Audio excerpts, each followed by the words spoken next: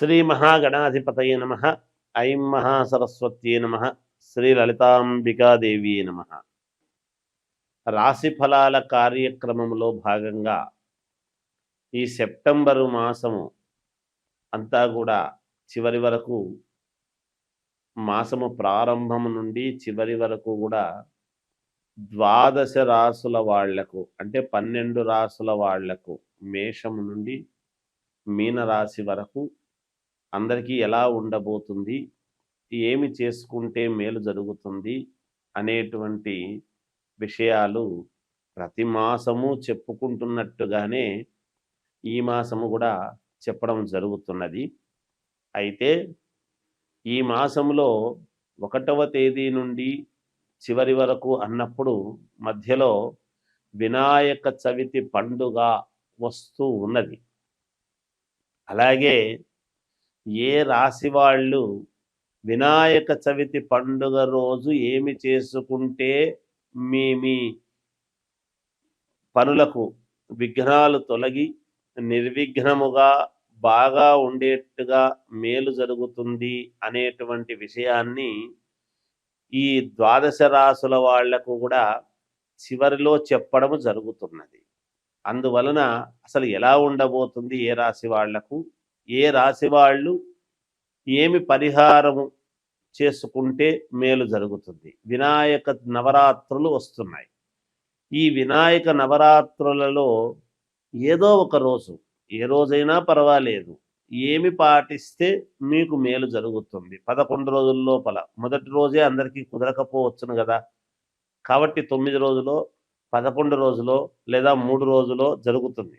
అయితే ఇళ్లల్లో పూజలు చేసుకుంటారు, వినాయక చవితి పూజలు. కానీ వినాయక దేవాలయములో చేసుకునేటువంటి పరిహారం ఏమిటి అనేటువంటిది నేను చెబుతాను.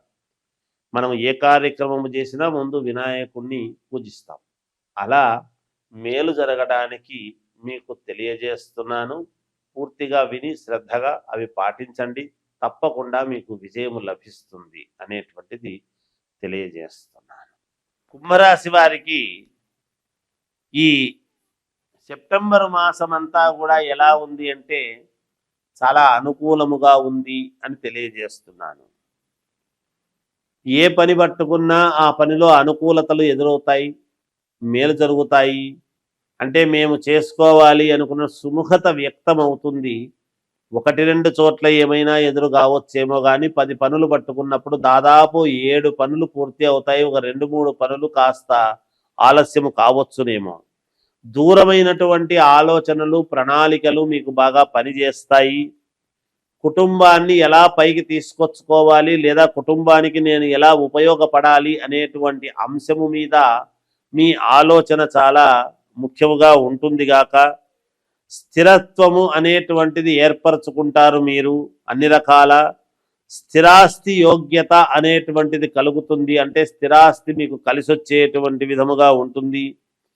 వృత్తి వ్యాపారము చేసేటువంటి విషయాల్లో కూడా మీ యొక్క పదవులలో మీరు బాగా పాతుకుపోవటం లాంటివి జరుగుతాయి.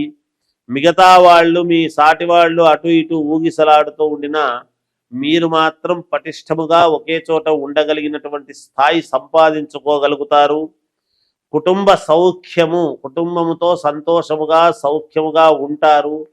తీర్థయాత్ర ప్రయాణాలు చేస్తారు గాక, దైవారాధనతో దైవ దర్శనాలు చేస్తారు. ఉద్యోగముల యందు అధికారులతో మన్ననలు, ప్రశంసలు పొంది మీరు సన్మానాలు గట్రా చేయించుకునేటువంటి విధముగా ఉంటుంది గాక. పరోపకార కార్యములు చేయుట అనేటువంటిది చేస్తారు. అడిగిన వాళ్లకు మీరు కాస్త సహకారము చేయటం వలన కీర్తి ప్రతిష్టలు కూడా సాధిస్తారు. మీ మాటకు విలువ పెరుగుతుంది. మీరు చెప్పారు అంటే తప్పకుండా చేసి తీరుతారు అనేటువంటి భావన కలుగుతుంది గాక. అలాగే శరీర శ్రమ, కాస్త ధనము ఎక్కడో ఒక చోట 2 చోట ఏదో నష్టం అయ్యేటువంటి అవకాశాలు ఉన్నాయి, జాగ్రత్తగా పెట్టండి. మనోచాంచల్యము, మనస్సు ఒకే దాని మీద కాకుండా చంచలత్వము కలిగి ఉంటుంది. ఒకదాని మీద కాకుండా ఇంకోటి చేద్దాం, లేకుంటే ఇంకోటి చేద్దాం అనేటువంటి ఆలోచనలకు వెళ్ళవద్దండి. మీకు ఎక్కడైనా ఏదైనా మనము అనవసరముగా దేహానికి ఏమైనా ఇబ్బంది అవుతుందేమో అనేటువంటి మనోరోగం అనేటువంటిది ఉంటుంది. అంటే ఆత్మన్యూన్యతా భావం లోపల అనుకోవడం, నాకేమవుతుందో ఏమో, నాకు ఎట్లుంటుందో ఏమో అనేటువంటి ఆలోచన ఉంటుంది.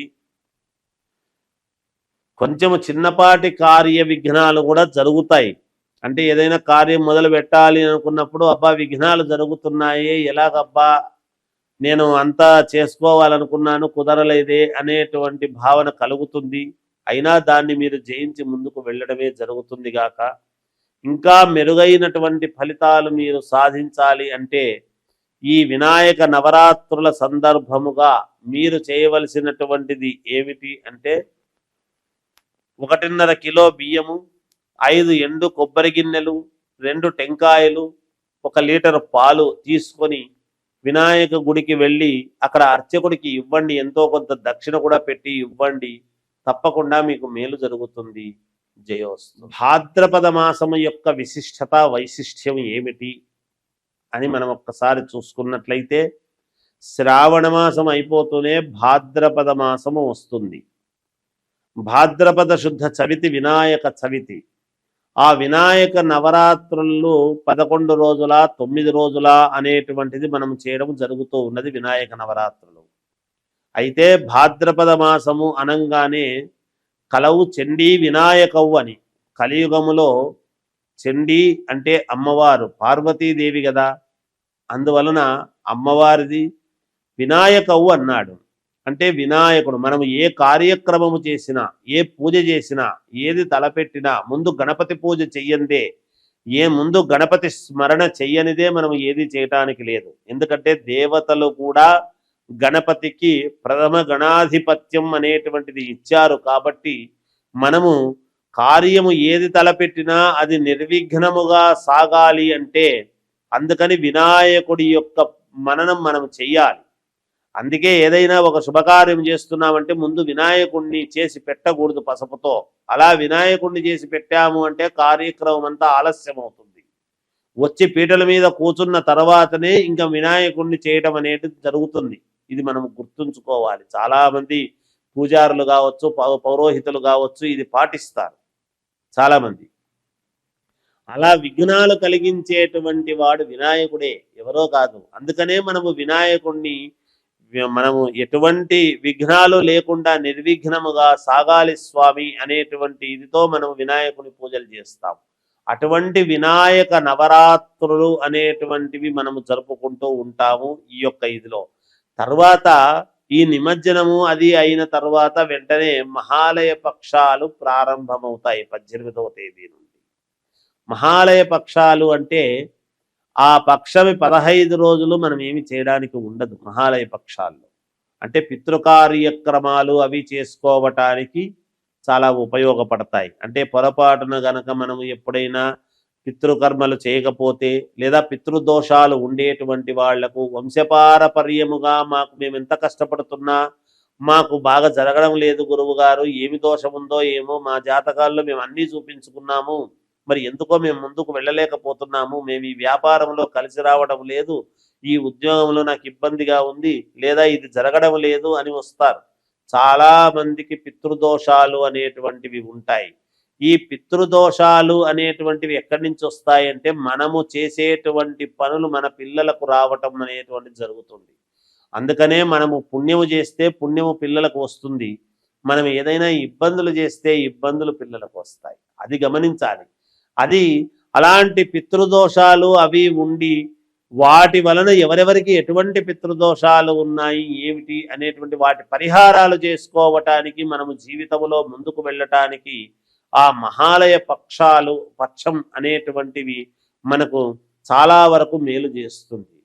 అటువంటి సమయంలో గనక దోషాలు పోవడానికి గనక మనం చేసుకున్నాము అంటే మన జీవితంలో ఎన్నో కోట్ల రెట్లు మేలు జరిగే అవకాశం ఉంటుంది. ఎప్పటి నుంచో బాధపడుతుండేటువంటి బాధలన్నీ కూడా తొలగిపోయి మేలు చేసుకోవచ్చు. అయితే ఎటువంటి పరిహారాలు గురువు గారు అనవచ్చును. అయితే ఎవరి జాతకాన్ని బట్టి వాళ్లకు పరిహారాలు ఉంటాయి, ఎవరి స్థితిగతులను బట్టి వాళ్లకు పరిహారాలు ఉంటాయి. అంటే స్థితిగతులను బట్టి పరిహారాలు అంటే డబ్బు గురించి అని కాదు, జాతక స్థితిగతులను బట్టి. జాతకములో ఉండేటువంటి నవగ్రహ స్థితిగతులను బట్టి నేను చెబుతున్నాను. ఆస్తిపరుడైతే ఎక్కువ ఉంటుంది, ఆస్తి లేని వాళ్ళకైతే తక్కువ ఉంటుంది అని ఆ ఉద్దేశ్యంతో అనడం లేదు. అంటే ఉన్న గ్రహస్థితులను బట్టి, వాటి యొక్క కర్మ ఫలితాలను బట్టి, పితృదోషాలు ఎటువంటివి ఉన్నాయి ఏమిటి అనేటువంటిది చూసుకొని ఎటువంటి దోషాలను మనము పోగొట్టుకుంటే మేలు అనేటువంటి దానికి మహాలయ పక్షాలు ఉన్నాయి. ముందు వినాయకుడి యొక్క పూజలు జరుగుతూ ఉన్నాయి, నవరాత్రులు. ఇవి రెండూ కూడా భాద్రపద మాసములో రావటము విశేషం. ఎప్పుడూ కూడా భాద్రపద మాసంలోనే వస్తాయి. దీంట్లో పెద్దగా ఏమీ ఆలోచన ఏమి లేదు.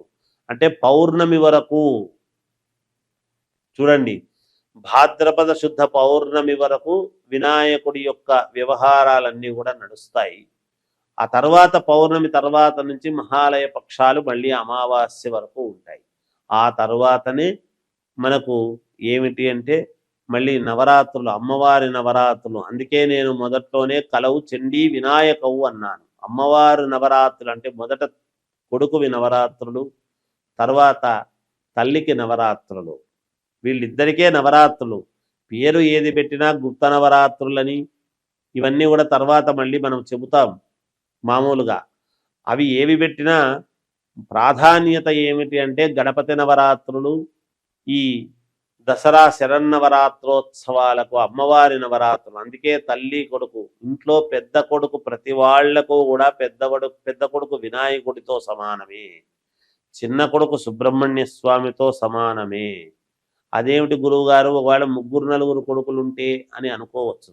నేను మాట వరుసకే చెప్పాను పెద్ద కొడుకు వినాయకుడు లాంటి వాడు అని. ఎందుకంటే బరువు బాధ్యతలు వినాయకుడికి తెలిసినంతగా ఎవరికి తెలియదు.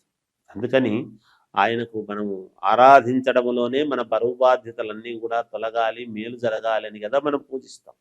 అందువల్ల చెప్పాను. ఈ భాద్రపద మాసాన్ని అందరూ కూడా సద్వినియోగం చేసుకొని మీకు తగిన తోచిన విధముగా గణపతి నవరాత్రులలో పాల్గొని మీరు ఇది చేసుకోండి. తర్వాత మహాలయ పక్షాలలో మీకు కావాల్సినటువంటి అయ్యగారుల దగ్గరికి వెళ్ళి మీ జాతకాలను చూపించుకొని ఏమైనా పితృదోషాలు ఉంటే ఈ మహాలయ పక్షంలో ఈ 15 రోజులలో అవి పోగొట్టుకునే విధముగా చేసుకోండి. తద్వారా మీ ఎదుగుదలకు మీరే మూర్ధన్యులు కండి, మేలు జరుగుతుంది. జయోస్తు.